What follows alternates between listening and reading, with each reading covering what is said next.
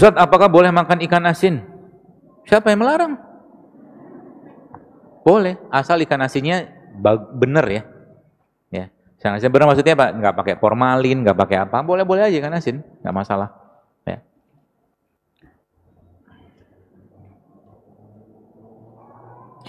Tadi dikatakan bahwa ketika mens tidak teratur adalah awal dari berbagai penyakit. Apakah bisa disembuhkan? Bisa. Syaratnya apa? Jangan nyampah dulu. If you want to cure someone, kalau Anda mau ngobatin seseorang, ask them to stop what make them sick. Kalau ngobatin orang, stop dulu apa yang membuat mereka sakit. Yang membuat mereka sakit apa? Itu yang saya katakan 5 hal dan 4 hal tadi. Itu bikin sakit.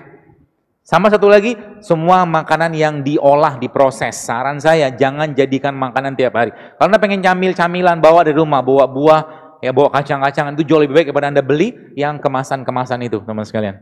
Saran saya begitu. Kenapa? Seringnya kita nggak sadar, kita makan kalori luar biasa tinggi loh ketika Anda minum 1 botol teh manis yang pakai, ya botol tuh lah. Itu tinggi kalorinya loh itu. Bisa 100-200 kalori dan itu cukup banyak energi yang kepake termasuk dalam tubuh kita. Jadi saran saya jangan. Termasuk saya ada ibu teman dia pengurus jamaah kajian saya juga. Ibu itu subhanallah kena autoimun. Saya lupa dia nggak autoimun. Tapi 4-5 tahun dia makan obat steroid ya. Dan itu luar biasa menderitanya dia. Ya, menderita luar biasa. Dan umurnya 43 tahun gara-gara autoimun tadi dan gara-gara makan obat tadi akhirnya dia menopause. 43 tahun. Dan ketika diperbaiki pola hidupnya, jadi saya ngasih obat apa? Nggak ngasih obat, perbaiki pola makan. Benerin makan. Ya, saya suruh dia minum ini apa namanya? Serai.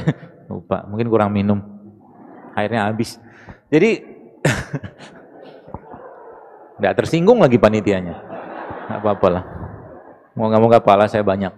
Jadi saya suruh dia minum ini nih, karena ini kalau saya sering membahasakan ini steroid alaminya Allah. Serai ini kalau Anda minum itu efeknya luar biasa loh. Untung nggak galon. Ya, steroidnya Anda campur dengan madu sampai jeruk nipis itu efeknya luar biasa. Ini loh. Begini aja, lihat aja di browsing aja apa kandungan dari serai misalkan gitu tuh. Ya, akhirnya subhanallah apa yang terjadi? Dia ngatur pola baru 2 bulan, dia mens lagi loh. Bisa balik lagi. Kalau belum waktunya mati, nggak mati kita, tenang aja. Kalau belum waktunya menopause, kalau dia diperbaiki ya dia akan balik. Tenang aja. Makanya Islam itu, kalau boleh saya katakan, kita tuh nggak kenal anti-aging. Ngapain juga minum suplemen anti-aging? Kalau Anda rutin puasa, makan beginian, pasti baik badannya. Gitu loh. Karena ini anti-aging semua di sini. Kunyit apalagi. Ya kalau kita baca penelitian, kunyit itu bisa mengaktifkan gen awet muda. Gen sirtuin namanya. Subhanallah, ada pada kunyit dan semua beberapa jenis rimang-rimpangan seingat saya. Gitu ya. Jadi bisa diperbaiki. Salah satunya apa? Nanti coba ibu atau mbak ini, pastinya mbak ini atau ibu lah. Ikutin yang ada saya share, namanya 7 Day Challenge JSR di IG. Ikutin polanya di awal, itu tulisan saya di awal tuh. Ya itu untuk pola bersih-bersih badan kalau bahasa saya. Ya. Nanti akan balik lagi insya Allah mensnya. Apalagi ibu-ibu boleh menggunakan yang mens bermasalah pakai namanya seed cycling. Seed cycling itu kita menggunakan beberapa jenis biji-bijian. Ada 4 jenis biji-bijian dari hari pertama sampai hari 14, kemudian hari 14 sampai hari ke-28. Ya, itu bisa pakai. Nanti di IG banyak tuh. Hashtagnya seed cycling. Ya, seperti itu. Saat ini saya sedang program hamil dan mengkonsumsi biji-bijian yang ada di IG dokter. Saya didiagnosa dokter kandungan bahwa sel telur saya kecil. Setelah selain biji-bijian ada tambahan lain selain biji-bijian? Ada. Semua produknya lebah itu bagus.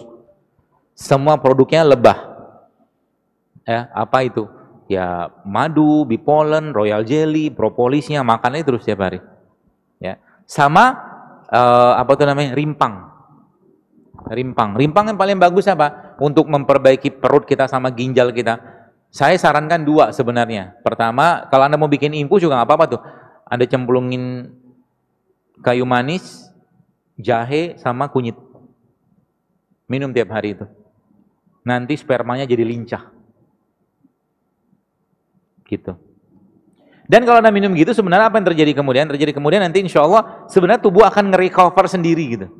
Ya, tubuh kita tuh bisa nge-recover sendiri kalau bahan bakarnya atau bahan bakunya cukup, itu kata kuncinya. Bahan baku dapat dari mana? Dari protein, dari vitamin, dari asam amino. Seperti itu, ya. Saya sudah nikah 2 tahun tapi belum hamil. Sama ada riwayat operasi kista ovarium. Padahal dari haid selalu lancar. Sarannya Pak, saya nggak tahu ibu ini makan apa ya, tapi besar kemungkinan sebagian besar masalah-masalah kehamilan, terutama kayak kista begini itu gara-gara, setahu saya sih, over estrogen. Over estrogen banyak dari mana? Salah satunya dari ayam. Ayam potong. Ayam potong itu sekarang nggak disuntik, sudah pakai pakan. Pakannya ada antibiotik, ada hormonnya di situ, supaya bisa cepat dipanen. Normalnya ayam dipanen, karena saya dulu pernah ternak ayam, jadi tahu. 35 harian. Tapi ayam-ayam yang dikasih kayak gituan tuh 25 hari bisa panen. Tapi ada tapinya. Teman-teman pernah lihat ekosistem? Mana pernah tahu segitiga sistem? Yang dulu kita SD SMP, yang paling tinggi siapa? Manusia. Pemangsa tertinggi. Dan ketika ada satu kelipatan, misalkan di produsen masuk produsen 1, produsen 2, produsen 3, produsen 4 gitulah. Itu ketika ada keracunan, maka setiap kenaikan produsen, maka keracunan tadi akan terduplikasi. Artinya yang paling banyak racunnya siapa? Manusia. Tapi maha besarnya Allah, kita nggak langsung mati. Jadi jangan khawatir yang masih makan mie instan, tenang aja, nggak langsung mati. Aman kok. Tapi, ada tapinya, Anda sedang mempersiapkan satu gerbang atau pintu-pintu yang Anda buka untuk penyakit-penyakit berat. Itu bukan, jadi kalau saya kadang-kadang ketawa aja ketika lagi di bencana gitu kan, bencana, dikirim lagi, bencana. Kasih mereka makanan, they need food sebenarnya. Bukan makan makanan kayak begitu gitu loh. Dan sedihnya kita jadi makanan harian zaman sekarang. Jadi itu ya, ibu yang tanya ini, dan ada hashtag saya di IG namanya resep wanita JSR. Kalau nggak salah itu pakai rumput laut, pakai kolang kaling, sama pakai licorice, kayu manis Cina. Kalau nggak ada kayu manis Cina bisa pakai kayu manis biasa. Itu untuk membersihkan ginjal. Ya, sama satu lagi apa? Sama satu lagi seledri di jus.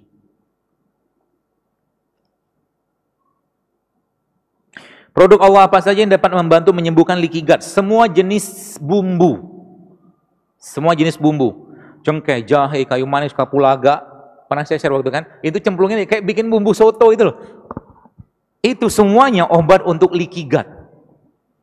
Ya, catatannya apa? Jangan lagi masukin gluten sama dairy. Ya, leaky gut itu ya bisa disembuhkan dengan itu.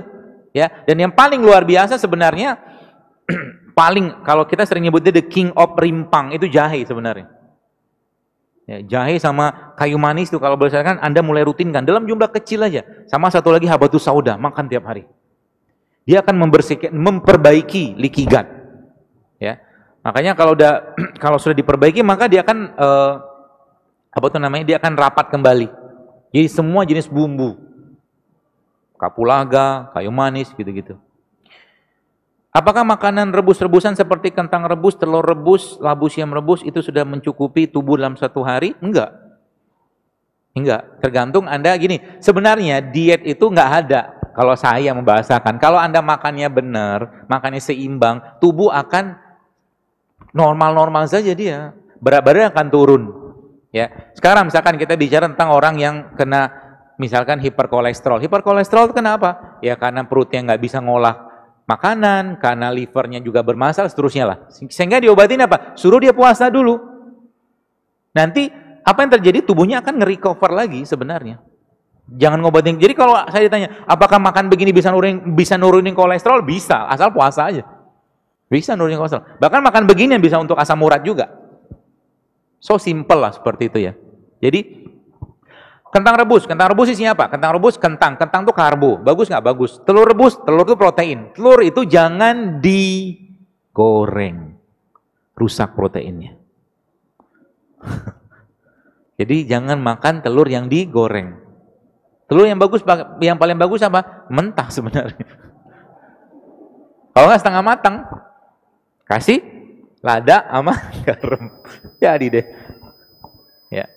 Labu siam isinya apa? Ada vitamin, ada mineralnya, ada karbonya juga. Ya. Jadi intinya apa? Ada proteinnya. Jadi contoh gini lah, karena gini, kita tuh selama ini ada satu hal yang perlu saya pribadi merasa perlu dikoreksi, saya pribadi sih ya. Entah benar atau enggak, yaitu pola makan 4 sehat 5 sempurna itu loh. Ya. Jadi dimakan semua. Ya, kalau kita lihat bagaimana pola makan Nabi itu sederhana, enggak berlebihan, enggak banyak dalam satu waktu. Jadi kalau Anda sudah makan telur, jangan lagi makan daging. Kalau Anda sudah makan tempe kan protein. Jangan lagi makan daging karena sudah sama-sama protein. Kalau Anda sudah makan misalkan kentang, jangan lagi makan nasi. Jadi boleh nggak makan nasi? Boleh. Nasi apa? Nasi merah, nasi hitam, atau beras pecah kulit. Nggak masalah, tapi jangan banyak. Karena kita sudah kebanyakan karbo.